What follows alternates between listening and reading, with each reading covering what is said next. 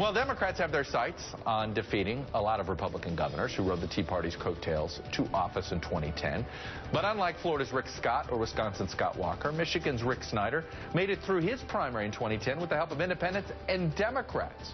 With the state in an economic crisis, Snyder positioned himself as a pragmatist, a technocrat, one tough nerd, his campaign liked to put it, and he reminded voters in a Super Bowl ad of those promises this year.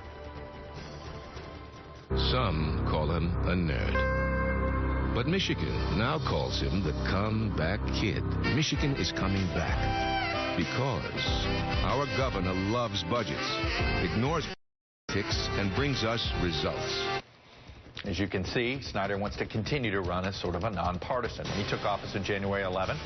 Michigan's unemployment rate was 11%. As of May, it's down to 7.5%.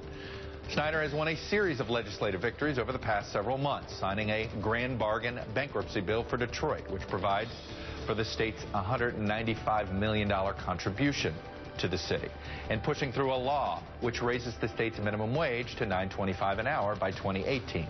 In our poll, 49% of voters approve of the job he's doing. A Republican incumbent hasn't lost a Michigan gubernatorial election, by the way, since 1948. But former Democratic Congressman Mark Schauer aims to break that streak in November. Schauer served one term in Congress before being unseated in the 2010 Republican tsunami. His biggest hurdle may be that 53% of voters either have never heard of him or don't have an opinion yet of him. Schauer accepted public financing for his primary, so he hasn't been running many general election TV ads, but the Democratic Governors Association is providing him a bit of cover. Take a look at this ad. Rick Snyder says he makes tough choices, like cutting over $1 billion from education. That's tough on kids. Rick Snyder raised taxes on retirement. That's tough on seniors. Meanwhile, Michigan Republicans are hitting Schauer for skipping policy specifics. I'm not going to talk about what that mix of revenues will mean. I have not had my own forecast conducted. I'm not prepared to talk about particular ways to solve the problem. Tell Mark Schauer no plan is not an option. Well, the former Congressman Mark Schauer, the Democratic nominee for governor, joins me now. Congressman, good morning to you, sir. Good morning, Chuck. Well, let me start with a basic question I ask all challengers to incumbent, and that is, what is Governor Snyder's fireable offense? Well, this is a governor that cut $1 billion in public education, raised taxes on seniors, and has produced one of the worst economies in the country. I mean, we're projected to be 49th out of 50 in job growth over the next 10 years. We need an economy that works for everyone, not just the wealthy, and that's why this governor is extremely unpopular. He's stuck in the mid-40s. The NBC Marist poll shows we're dead tied, and as you said, there's still a lot of people that haven't met me yet, don't know my commitment to public education, that I've always fought for the middle class. When I was in Congress, I helped rescue the auto industry, and we're going to create an economy that works for everyone, not just the wealthy. Look, I think a lot of people look at Michigan, they look at the city of Detroit, they think about the auto industry, and I think a very reasonable question to ask would be, well, who wouldn't be having a tough time? The unemployment rate's dropped nearly 5 percentage points. There's no doubt Michigan's trying to come up with more diversified economy. The city of Detroit is a major problem. What do you think could have been done differently that would dramatically change the picture of Michigan today? Well, what Governor Snyder's #1 priority was a $1.8 billion corporate tax giveaway, even when companies send their jobs overseas. But he paid for it by cutting $1 billion from public schools, I believe is the single most important investment we can make in building a strong economy.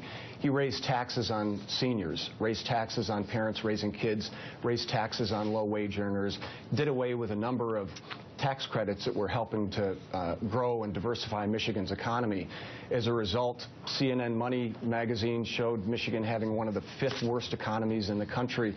People see that it's not working for them. It may be working for a few, but Michigan's economy under Rick Snyder is not working for them. Okay, you've been criticized for spending a lot of time criticizing him but not coming out with your own plan. So what is it that's going to jumpstart the economy, your administration, should you win? Right. First, we got to put the $1 billion back in public education that Rick Snyder took away. We're going to reverse okay, Rick but where Snyder's, do you get that money? Cut. Well, what he's done is systematically privatized education in Michigan, Chuck, through all of the for-profit charter schools, the for-profit virtual schools. We also stopped giving tax breaks to companies that outsource their jobs. Rick Snyder just gave a $90 million contract to the same Canadian company that developed healthcare.gov that didn't work. And, you know, he continues to spend our tax dollars on companies that are outsourcing our jobs. His trickle-down economics isn't working. So we've got to readjust some of the fundamentals. I mean, we've got to create healthy, viable, dynamic, livable communities. And this governor continues to cut funding to local communities. Well, one of the big issues that he dealt with during this first term is the managed bankruptcy of the city of Detroit. What's your plan for Detroit? Well, for Michigan to be great, Detroit must be great, and Detroit is a great American city, and no one should bet against the people of Detroit. But what this governor did was he is cutting pensions for Detroit police officers and firefighters, general Detroit retirees. They're paying more for health care. We need a governor who's going to be a real partner to the cities, making sure they have adequate revenue sharing payments, that we help eliminate blight, that we support public safety, that we rebuild infrastructure. One of this governor's biggest failings is an inability to get his own legislature to rebuild our roads and bridges, and that's a big job creator in Detroit.